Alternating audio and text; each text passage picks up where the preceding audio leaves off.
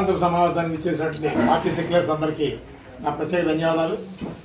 ఈరోజు సామాజిక పరిస్థితులు ఏ విధంగా ఉన్నాయంటే, రోజు ఆర్ఎస్ఎస్ అంటే రోజు కాషాయ భజన, అలాగే మతపరమైనటువంటి ప్రచారాలు చేస్తూ వాళ్ళ యొక్క దైనందిక జీవితానికి పునాదులుగా వేసుకున్నటువంటి హిందూ ధర్మాన్ని ఈరోజు పచ్చిగా ఆర్ఎస్ఎస్ చీఫ్ మోహన్ భగవత్ పచ్చిగా ఎంత ఘోరాతి ఘోరంగా హిందూ పదమే తప్పు అని నిర్లజ్జగా అతను ప్రకటించుకున్నాడు.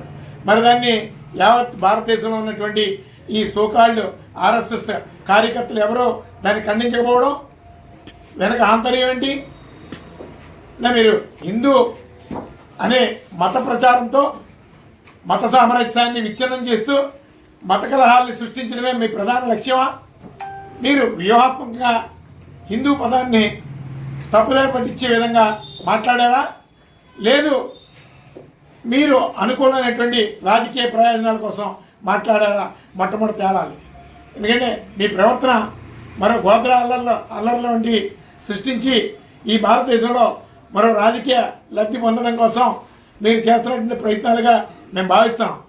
ఎందుకంటే ఈ భారతదేశంలో మతకలహాలకి ఆజ్యం పోసినటువంటి ఏకైక రాజకీయ శక్తులు ఎవరైనా ఉన్నారు అంటే ఈ ఆర్ఎస్ఎస్, దాని అనుబంధ సంస్థలే.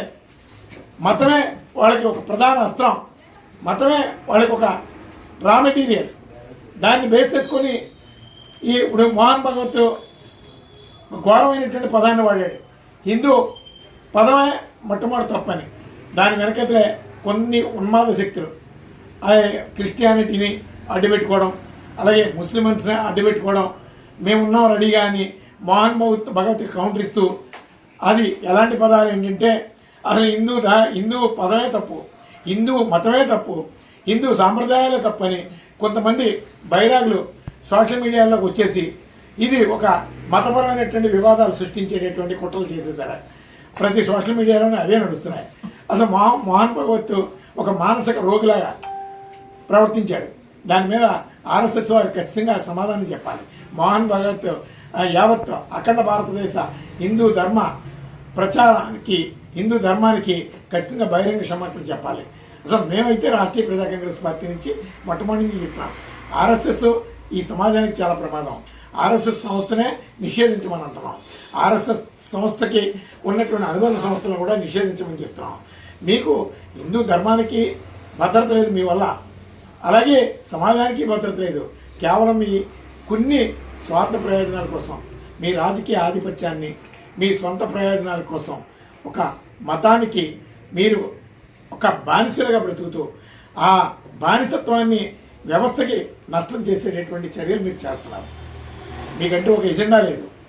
హిందూ ధర్మం చాలా పవిత్రమైనటువంటి ధర్మం అని యావత్ భారతదేశం ప్రపంచవ్యాప్తంగా ఈరోజు ఒప్పుకుంటున్నారు. అమెరికా లాంటి కంట్రీస్ కూడా, స్విట్జర్లాండ్ లాంటి కంట్రీస్ కూడా ఈరోజు హిందూ ధర్మాన్ని పూజిస్తున్నారు.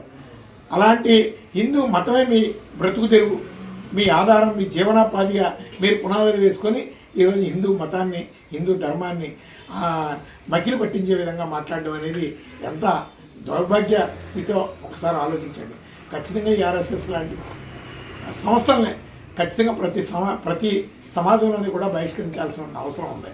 లేదు అంటే హిందూ, ముస్లిం, క్రిస్టియన్ మతపరమైనటువంటి విద్వాంసాలకి ప్రధాన కారకులుగా ఉంటారు.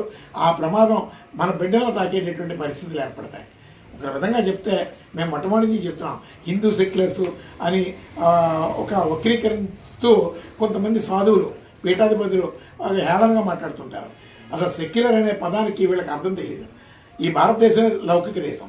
లౌకిక దేశంలో ఒక మతపరమైనటువంటి దేశం అని చెబితే ఎంతవరకు అది సమంజసం? ఈ లౌకిక దేశంలో సెక్యులర్ అంటే తన ధర్మాన్ని కాపాడుకుంటూ పరమతాన్ని గౌరవించేటటువంటి వాడే సెక్యులర్. ఈ భారతదేశంలో ఉన్నవాడే ప్రపంచవ్యాప్తంగా. అంతేగాని దీనికి హిందూ సెక్యులరు, ముస్లిం సెక్యులరు, క్రిస్టియన్ సెక్యులర్ అని కొంతమంది బైరాగులు, మత ముసుగులో ఉన్నటువంటి బైరాగులు తప్పుడు వక్రీకరణలతో ఈ వ్యవస్థలో తప్పుడు ప్రచారాన్ని సాగిస్తున్నారు. అందుకని ప్రజలు అప్రమత్తంగా ఉండండి. మన బిడ్డల భవిష్యత్తు కోసం, మన సామాజిక భద్రత కోసం మత సామరస్యాన్ని ప్రోత్సహించండి. ఎవరి మతాన్ని వాళ్ళు కాపాడుకోండి. యావత్తు సమాజం అంతా ఆది నుంచి హిందూ ధర్మం నుంచే వచ్చినటువంటిదని ఒక వాస్తవాన్ని మర్చిపోకుండా హిందూ ధర్మానికి వ్యతిరేకంగా మాట్లాడుతున్నటువంటి ఆర్ఎస్ఎస్కి ప్రతి హిందువు కూడా గుణపాఠం చెప్పాలి, బుద్ధి చెప్పాలి. అలాంటి రోజు ఎంత త్వరగా వస్తే ఈ దేశం అంత భద్రతగా ఉంటుంది, మత సామరస్యం ఉంటుందని చెప్పి రాష్ట్రీయ ప్రజా కాంగ్రెస్ పార్టీ నుంచి తెలియజేస్తాం.